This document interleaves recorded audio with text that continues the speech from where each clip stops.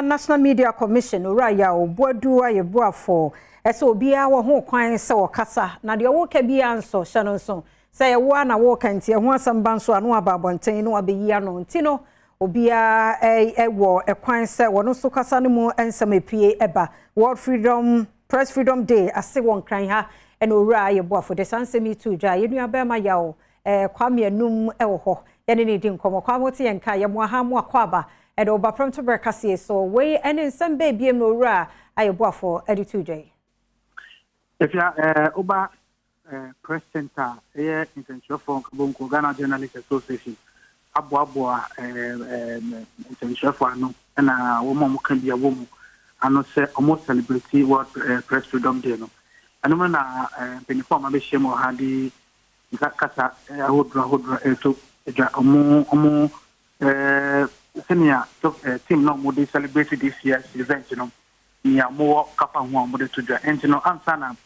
Ya Bodu Ayebuafo Kasee na gift ya ni that our former DG president and Okasa and Okase Kakora 2024 about him no I was say Premtobre share nyama mo chon se mo omoka and mo TV so radio so I was mo share nyama mo ka se na be ya emfa how embre o mine no o pa share ade ba kwa nan saying about social media the information and I said nyama ye go social media senia ye ka gofo ho asem ye ka o man ho asem social media no e wasa ban no any bd for sure no mo monitoring na o mo prevent issues o mo tuna discuss the protocol me for national security threat no no mo so asa no o wie na president of the Ghana Journalist Association ye abet community for so the two that and request intention for you o mo senior mo ni ye mo kasa no e ha de mo me na so Omode Premtobre Kasee na was about moving for government, politicians,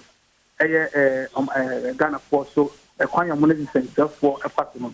Also, most of the Seneca and Layan Cocase, Yabu Centennial, Centennial in a bear oil needman. That yes, you answer chairman of the National Media Commission, Yao Boyd to Ayebuafo so many years to that. I was said, you were a opinion say Kasano. O Kasano, no, I say, said. Kasana Kaso can I want it. Kasana o Kanosono. And yet, there is maybe how brown mine. The family become a discussion any ammonia and any said, or to say a year freedom of media and another president or more abusing and I know say, ya independent quantity or can do what this year can send be an answer or Bruce Kakam. And so no one checked one more I come once no. Among the rabbit, someone said, now you have to say, no, you're and says, what do I have and I have bought and sent you have. And to me, look at the UNESCO World Press Freedom Day.